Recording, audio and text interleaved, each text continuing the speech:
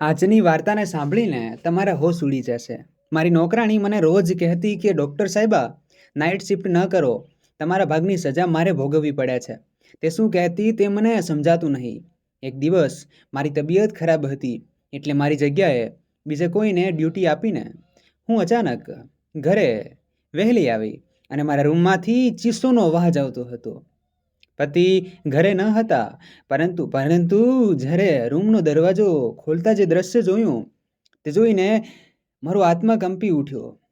કારણ કે રૂમમાં મારી નાની દીકરી અને નોકરાણી હું ઘણા દિવસોથી જોતી હતી કે નોકરાણી વારંવાર મારી પાસે આવતી હતી અને કશું બોલ્યા વગર જ જતી રહેતી હતી.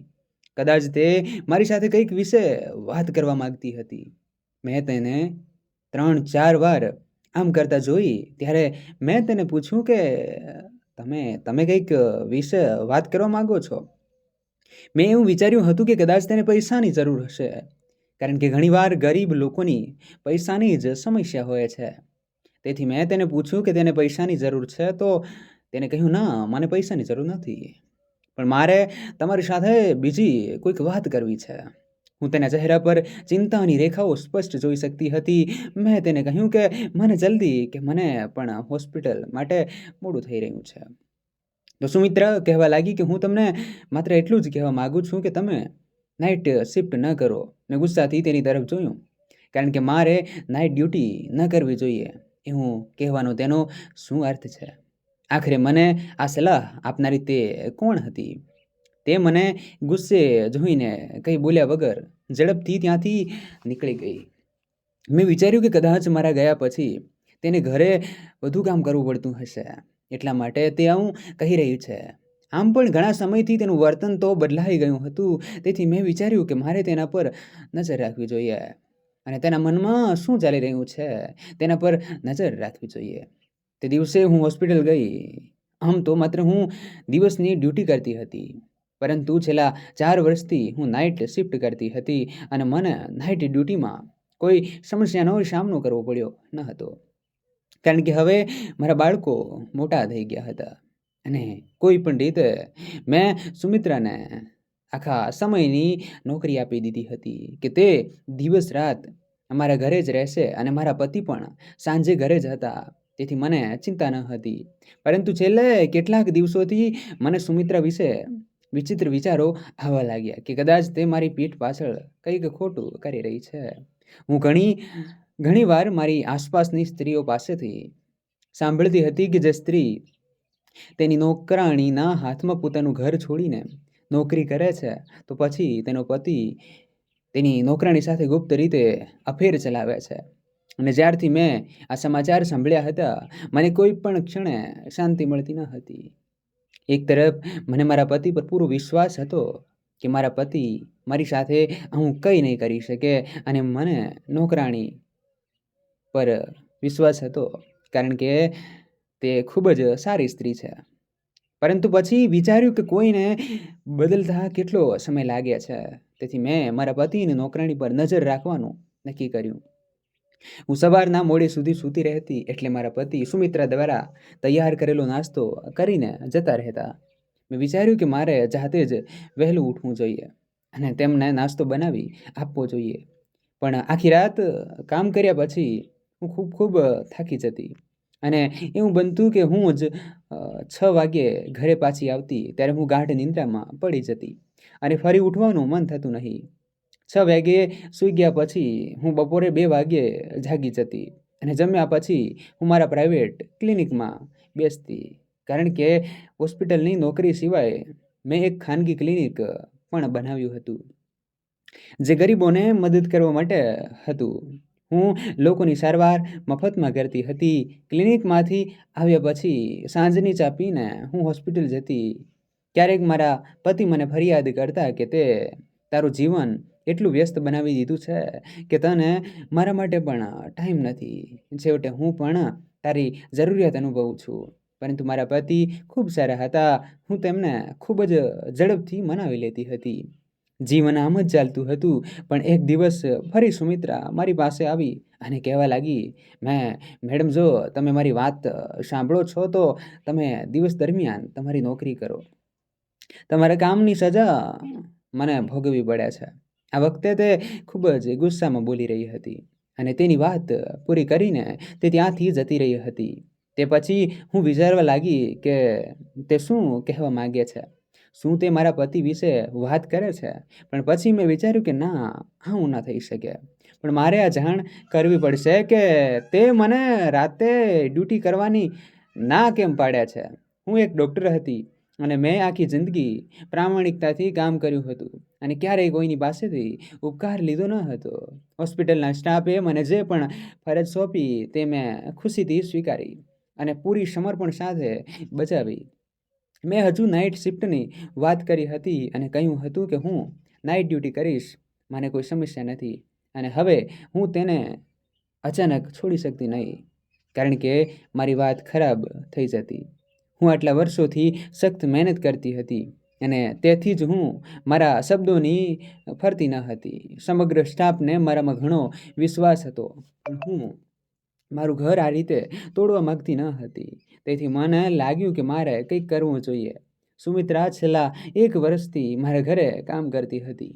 મારી નોકરી દરમિયાન ન તો મને તેની સામે કોઈ ફરિયાદ હતી. તે એક વિધવા હતી જેને 2 બાળકો હતા અને મેં તેને નોકરીના પહેલા જ દિવસે કહ્યું હતું કે તેને અહીં 24 કલાક રોકાવું પડશે. તેને તેના બાળકો વિશે કોઈ ટેન્શન ન હતું, કારણ કે તેની કાળજી લેવા માટે તેની પાસે તેના માતા પિતા હતા અને તે ગામમાં રહેતી હતી. તેથી તે એકલી અમારા ઘરે રહેતી હતી અને તેને જે પણ પગાર મળતો તે તેના બાળકોની દેખભાળ માટે તેના ગામ મોકલતી. જો કે મેં તેને ઘણી વખત કહ્યું હતું કે તે તેના બાળકોને પણ અહીં બોલાવી શકે છે, જ્યાં તું રહે છે, પણ ખબર નહીં તે ના પાડી દેતી. બધું બરાબર ચાલતું હતું. આજ સુધી તેને ક્યારેય કોઈની ફરિયાદ કરી ન હતી અને ઘરના કોઈ ફેમિલી મેમ્બર વિશે ફરિયાદ કરી ન હતી. પરંતુ છેલ્લા કેટલાક દિવસોથી હું તેનું બદલાયેલું વર્તન જોતી હતી અને બસ તે એક જ વાત કરતી, મેડમ, દિવસ દરમિયાન તમારી ફરજ પૂર્ણ ન કરો, રાત્રે ઘરે જ રહો. પણ હું કંઈ સમજી શકી નહીં કે છેવટે એવું શું થાય છે કે જેનાથી તે આવું બોલે છે. એક દિવસ હું ડ્યુટી પર હતી. નર્સ કહેવા લાગી, તમને કોઈ મળવા આવ્યું છે? મેં પૂછ્યું, શું કોઈ દર્દી છે? કારણ કે આ સમયે મારી ડ્યુટી ઇમરજન્સીમાં હતી. તો તે કહેવા લાગી, ના, કોઈ સંબંધી છે. હું બહાર ગઈ, વિચારવા લાગી, મારો કોણ સંબંધી મળવા આવ્યું છે? પણ ત્યાં એક અજાણ સ્ત્રી ઊભી હતી. તેને જોઈને મેં પૂછ્યું, તમે કોણ છો? તેણે કહ્યું, તમે ડૉક્ટર મિતાલી છો? મેં કહ્યું, હા, હું જ છું. બોલો ને. મેં જે કહ્યું તે સાંભળીને અચાનક તેને મોબાઈલમાં કેમેરો કાઢ્યો, મારી તસવીર ક્લિક કરી અને અચાનક ભાગી ગઈ. હું આ બધું સમજી શકી નહીં કે મારી સાથે શું થયું, અને હું સમજું તે પહેલાં જ તે મારાથી દૂર ભાગી ગઈ હતી. હું ઝડપથી તેની પાછળ દોડી કે પૂછી શકું કે તેને મારો ફોટો કેમ લીધો અને તે કોણ છે, પરંતુ તે ખૂબ જ ઝડપથી દોડી રહી હતી અને મારાથી ઘણી દૂર ચાલી ગઈ હતી. હું અસ્વસ્થ થઈને પાછી આવી અને વિચારવા લાગી, ભગવાન, મારી સાથે શું થઈ રહ્યું છે? અને આ એ સ્ત્રી આવી હતી તે કોણ હતી? મારું દિલ વારંવાર સંકેતો આપી રહ્યું હતું કે મારા જીવનમાં કંઈક ખોટું થવાનું છે. હું જાણતી હતી કે હું મારા પરિવાર અને મારા પતિની ખૂબ જ અવગત ગણના કરી રહી છું, કારણ કે નાઇટ ડ્યુટી ખૂબ જ થકાવી દેતી હતી અને હું બપોર સુધી સૂતી રહેતી. જ્યારે હું જાગતી ત્યારે મારા પતિ કામ માટે નીકળી જતા અને જ્યારે રાત્રે ડ્યુટી પર જવાનું હોય ત્યારે પણ મારા પતિ ઓફિસેથી આવ્યા ન હતા. હું લાંબા સમય સુધી મારા પતિ સાથે વાત કરી શકતી ન હતી. જ્યારે મને આ વાતની જાણ થઈ ત્યારે મેં તરત જ મારો મોબાઈલ કાઢી લીધો અને મારા પતિને ફોન કરવા લાગી. મેં વિચાર્યું કે ચાલો ફોન પર વાત કરી લઉં, પણ મારા પતિ ફોન ઉપાડતા ન હતા. તેથી મેં તેની ઓફિસમાં ફોન લગાવ્યો તો તેણે સેક્રેટરી કહેવા લાગી, તે તો ઘણા દિવસથી ઓફિસ આવ્યા નથી. આ સાંભળીને મને નવાઈ લાગી કે મને તો આ ખબર પણ નથી, જ્યારે તે રોજ ઓફિસનું કહીને જ જતા હતા. બીજા દિવસે થયું, હું રજા રાખી લઉં છું. આ સાંભળીને બધા ખુશ થઈ ગયા, ખાસ કરીને મારી નોકરાણી સુમિત્રાના ચહેરા પર સાચી ખુશીના ભાવ દેખાતા હતા. જમ્યા પછી જ્યારે હું ફ્રી થઈ ત્યારે મેં બહાર આવીને જોયું કે સુમિત્રા ફોન પર કોઈની સાથે વાત કરી રહી હતી અને તે કોઈને કહી રહી હતી કે મેડમજી આજે ઘરે છે. નસીબે આજે મારો જીવ બચી ગયો, નહીંતર તેની સજા મારે ભોગવવી પડતી. જ્યારે હું તેની નજીક ગઈ ત્યારે તે ગભરાઈ ગઈ અને ફોન બંધ કરી દીધો. મેં તેને પૂછ્યું કે શું વાત છે, તો તે કહેવા લાગી, હું મારા બાળકોની સુખાકારી વિશે પૂછતી હતી, પણ હવે મને તેના પર શોખ થવા લાગ્યો. તે મારાથી કંઈક મોટું છુપાવી રહી હતી કે પછી કોઈ ખોટા કામમાં પડી ગઈ હતી. મેં વિચાર્યું કે આજે હું ઘરે રહીશ અને અહીં શું થાય છે તે જોઈશ, પરંતુ મને કંઈક ખોટું લાગ્યું નહીં. બધા આરામથી સૂઈ ગયા. મારા પતિ રજા વિશે સાંભળીને ખૂબ ખુશ થયા. તેણે કહ્યું, ઘણો સમય વીતી ગયો છે, અમને સાથે સમય વિતાવવાનો મોકો ન મળ્યો. હું પણ વિચારવા લાગી કે આ સાચું કહે છે કે પછી નાટક કરે છે, અથવા શું મારા પતિ અને નોકરાણીનો અફેર છે કે પછી મારા પતિ તેની સાથે ખોટું કરે છે. તેથી તે મને ઘરે રહેવા કહેતી હશે. મારી એક પુત્રી હતી અને એક પુત્ર હતો. પુત્રી કોલેજમાં ભણતી હતી, દીકરો નાનો હતો અને શાળામાં ભણતો હતો. આ ઘરમાં અમે 4 જ રહેતા હતા.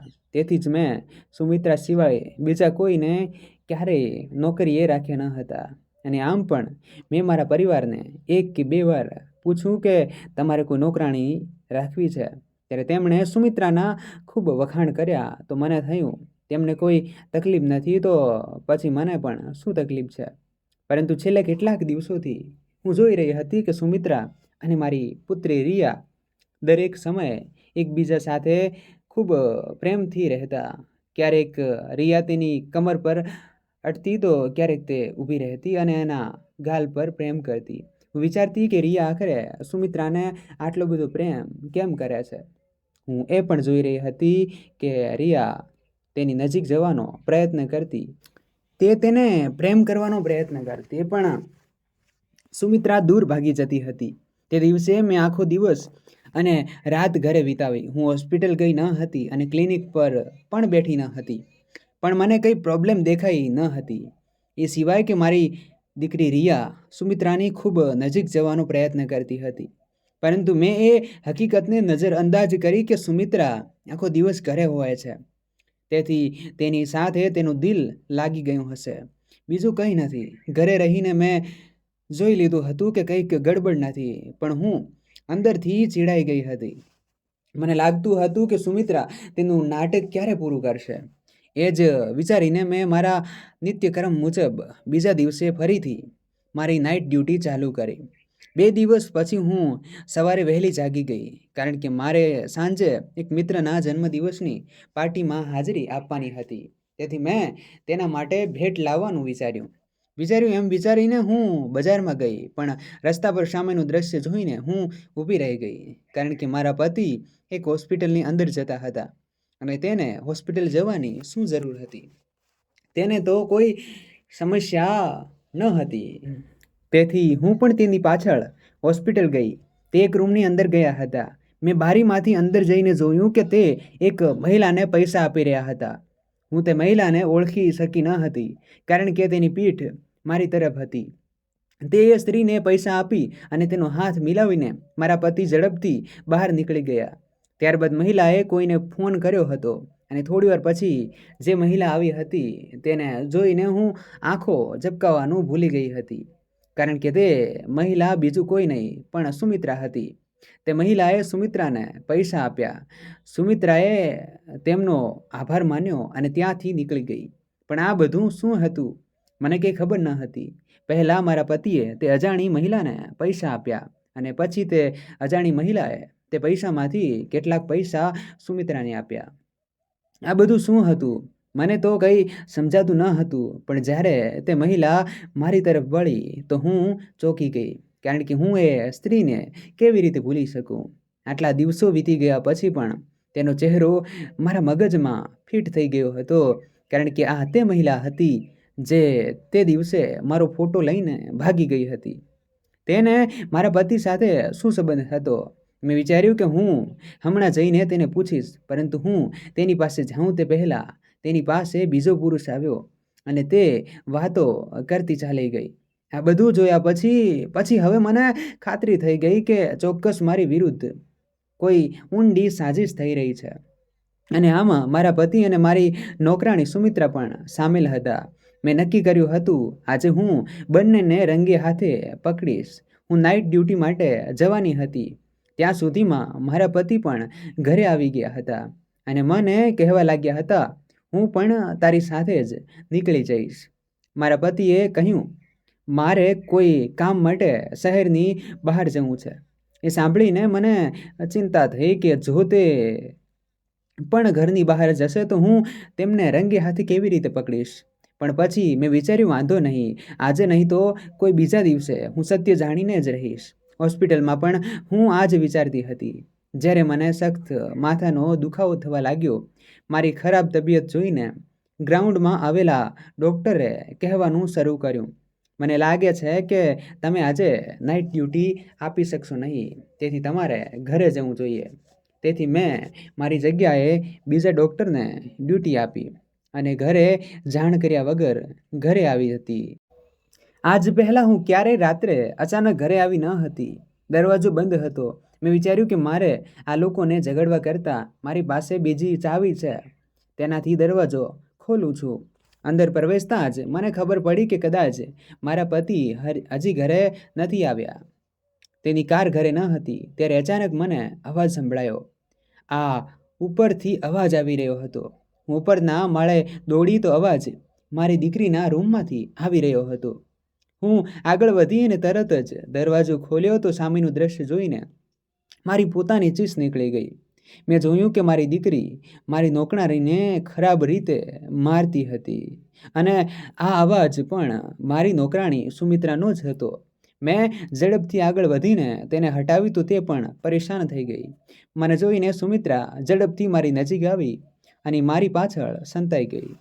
તેને કહેવાનું શરૂ કર્યું, તેથી જ મેં તમને કહ્યું કે તમે નાઇટ ડ્યુટી ન કરો, કારણ કે તમારે ગયા પછી મારી સાથે આવું જ થાય છે. મેં મારી દીકરી સામે ગુસ્સાથી જોયું અને કહ્યું, તું સુમિત્રાને કેમ મારે છે? તેને શું કર્યું કે તું તેને આવી રીતે પીટે છે? ત્યારે મારી દીકરી આગળ આવી અને મને જોરથી ધક્કો માર્યો અને કહેવા લાગી, તમે મારી મા દીકરી વચ્ચે ન બોલો. તમે જે હોય તે તમે આગળ વધો. તેની હાલત વિચિત્ર બની ગઈ હતી. હું ચોંકી ગયેલી આંખે મારી દીકરીને જોઈ રહી હતી. ત્યાં શું કહેતી હતી? મેં કહ્યું, તું શું કહે છે? હું તારી માં છું, તે તારી માતા નથી. પણ જાણે કે તે તેના હોશમાં ન હતી. બીજી બાજુ સુમિત્રા ખૂબ જ ખરાબ રીતે રડતી હતી. બીજી તરફ રિયાની હાલત ખરાબ થવા લાગી હતી. ગુસ્સામાં તે રૂમની વસ્તુઓ અહેમતા ફેંકવા લાગી હતી. મને લાગ્યું કે તે પોતાને નુકસાન પહોંચાડી શકે છે. તેથી મેં ઝડપથી મારી સાથે લાવેલ બેગમાંથી ઊંઘનું ઇન્જેક્શન કાઢીને રિયાને આપ્યું. તે પછી બેડ પર શાંતિથી સૂતી હતી અને મને તો કંઈ સમજાતું ન હતું. આજે મેં સુમિત્રાને પૂછ્યું કે આ બધું શું છે અને ક્યારથી થઈ રહ્યું છે અને તે મને આ પહેલાં કેમ ન કહ્યું? સુમિત્રા કહેવા લાગી, તમે મારી સાથે આવો, હું તમને બધું કહીશ. હું મારી દીકરીને જોઈને ચિંતિત હતી કે તેને શું થયું છે, શા માટે તે મને ઓળખવાનો ઇનકાર કરી રહી છે. જ્યારે સુમિત્રા નીચે આવી ત્યારે તેણે કહેવાનું શરૂ કર્યું કે તમે જે જોયું છે તે તમારા કારણે થઈ રહ્યું છે. મેં તમને કેટલી વાર કહ્યું છે કે તમારે નાઇટ શિફ્ટ ન કરવી જોઈએ. તમે રાત્રે ઘરે આવો પણ તમે કંઈ સાંભળવા તૈયાર ન હતા.